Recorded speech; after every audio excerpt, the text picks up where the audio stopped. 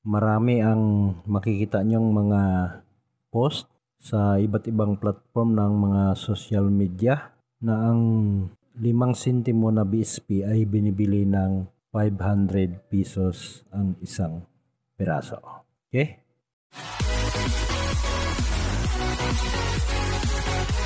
Magandang araw mga kabarya.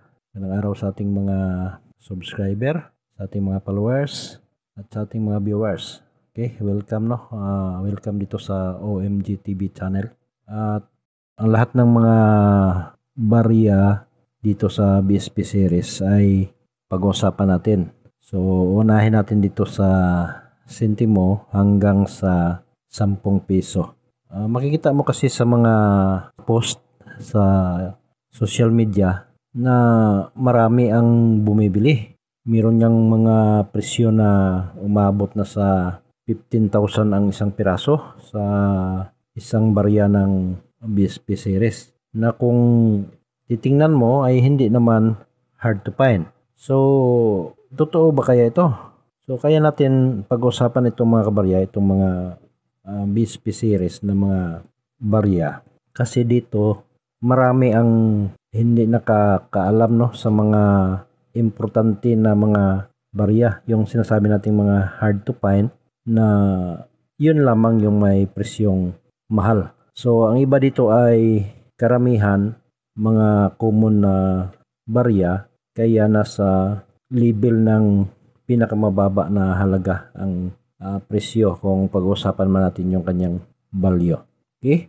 So, bago natin simulan, kung bago ka pa sa channel ko, huwag kalimutan mag-like, share, comment, subscribe, and hit the notification bell para ikaw ay laging updated sa mga bagong video na ma-upload natin. Okay? So, unahin natin mga kabarya dito sa pinakamaliit, yung 5 sentimo na BSP series. So, ang 5 sentimo ay ginawa ito nagmula sa 1995 hanggang 2017. So, dito sa 5 sentimo na BSP ay ilan lamang dito yung mga hard to find.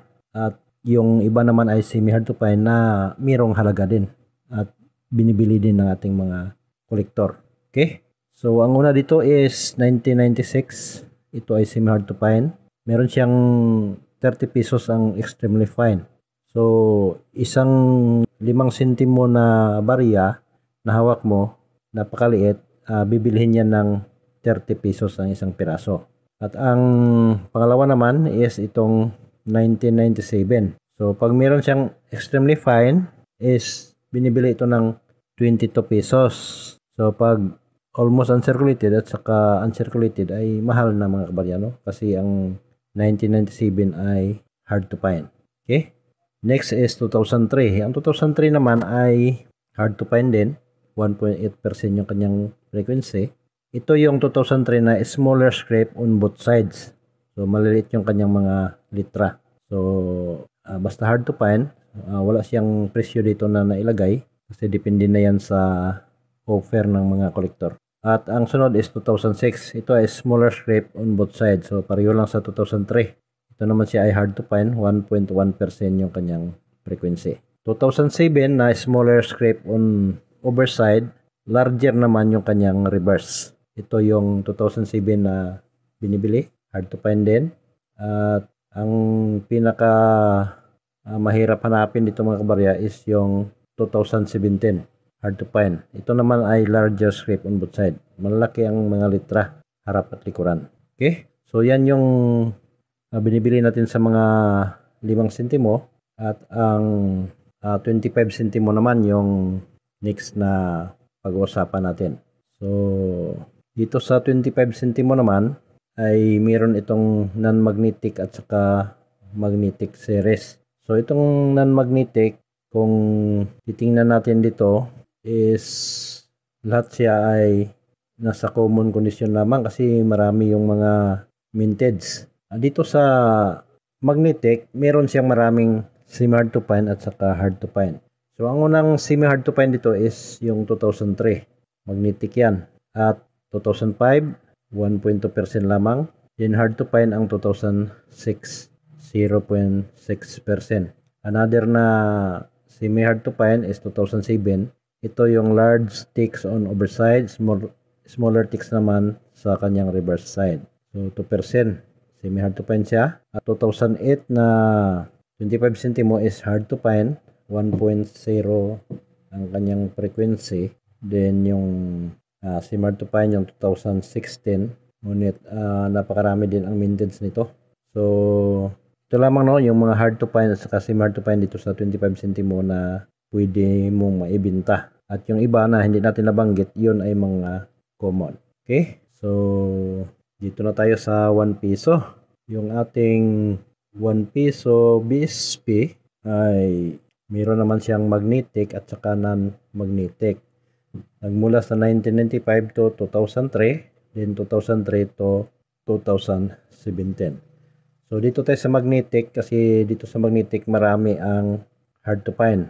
Okay? So ang 2003 na BSP 1 piso ay mayroong dalawang varieties, no? Meron siyang normal na 2003 at saka frosted na 2003.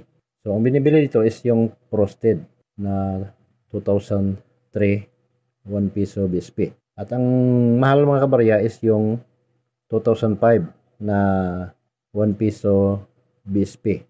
Meron siyang very fine na 610 pesos ang isang piraso. At yung 2006 naman na bold letters, so meron siyang extremely fine na 120 pesos at saka 210 ang almost uncirculated. Yung very fine pababa is 64 pesos. Then yung ating 2008 is dalawa din. Meron siyang bold letters at meron naman siyang frosted na bold letters. Ang binibili dito is frosted na bold letters. So ito yung 0.8% ang kanyang frequency. Then ang 2010 na bold letters reverse 3, hard to find din yan. So nagsimula sa 50 pesos ang isang piraso pag nasa extremely fine ang kanyang kondisyon. Saka 2012 na reverse 3 frost, 2013 na reverse 3 frost, 2014 na reverse 3 frost bold letters, 2015 na reverse 3 frost. Mga frost no, frosted is yun lamang yung mga binibili ng ating mga collectors. Okay? So dito naman sa 5 pesos, ang 5 piso BSP naman mga kabarya ay marami din no, kasi nagsimula ito sa 1995 hanggang 2017. So ang 5 piso na BSP ay marami din ang mga sim hard to find at saka hard to find dito. So halimbawa itong 1998 na with mint mark is binibili sa 240 pesos ang isang piraso sa very fine condition pataas. At yung 1996 na no mint mark ay hard to find din. Then itong 1998 na may mint mark, then 1996 na no mint mark. So ayan talaga mga kabarya, malilito ka dyan pag hindi mo talaga kabisado kasi marami ang nagbablog na nabaliktad no, yung kanilang mga hinahanap. Then year 2000, ito ay reverse 1. So nagsimula sa 56 pesos ang very fine condition, pataas. Then ang 2006, ang hard to find, ito yung altered version ay 1,000 plus, then 3,000 naman yung genuine na version sa 2006 na 5 piso BSP. Saka yung 2009 na reverse 3 at 2009 na reverse 4 is hard to find din yan.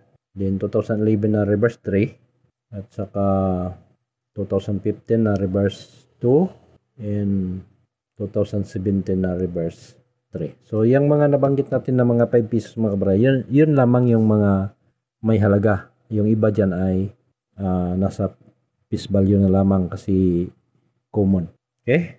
So yun yung ating 5 pesos. At sa 10 pesos naman na BSP ay marami din. Kasi mayroong 10 pesos na nagmula sa year 2000. Napakarami yung mga pwede mong mapakinabangan dito. Halimbawa itong 10 pesos natin na year 2000.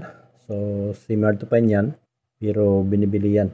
170 yung pinaka high na price. 25 pesos naman yung pinakamababa sa kanyang presyo. Okay? In 2001 na reverse 1B, hard to find din yan. 2002 na reverse 1D, hard to find din. Saka yung 2005 na reverse 2B, hard to find. 2005 na reverse 3A, hard to find. 2005 na reverse 4, hard to find. Saka 2007 na 10 pesos is very hard to find. Yan kasi yung mahirap talaga hanapin. At saka yung 2008 na reverse 2A, 2008 na reverse 3A, at 2009 na hard to find. Ito yung kasama nung 2007 ay magkapareho lamang yung kanyang presyo, 3,000 pataas ang halaga. Then 2010 na reverse 3A at 2014 na reverse 3B. So nagsimula sa 200 ang price pataas. So yan lamang no mga kabarya, yung dito sa 10 pesos. So sa kabuuan, yung mga 5 sentimo, 25 sentimo, 1 piso at saka 5 piso hanggang sa 10 pesos. Yun lamang yung mga nabanggit natin dito na mga hard to find at saka semi hard to find ang pwedeng may binta. Kasi yung iba dyan na hindi natin nabanggit ay mga common na lamang. Okay? So, maraming salamat sa panonood. At huwag kalimutan ang OMG TV channel. Mag-subscribe kayo kasi dito tayo pumipili sa ating mga subscriber. So, sinabi nating pumipili tayo kasi napakarami yung gustong magbinta sa atin. Hindi naman natin pwede bilhin lahat yon. Ang mabuti natin gawin ay pipili lamang tayo dito sa mga subscriber natin na pwede nating bilhin ang kanyang mga rare na barya. Okay? So, maraming salamat and ulitin ko, God bless.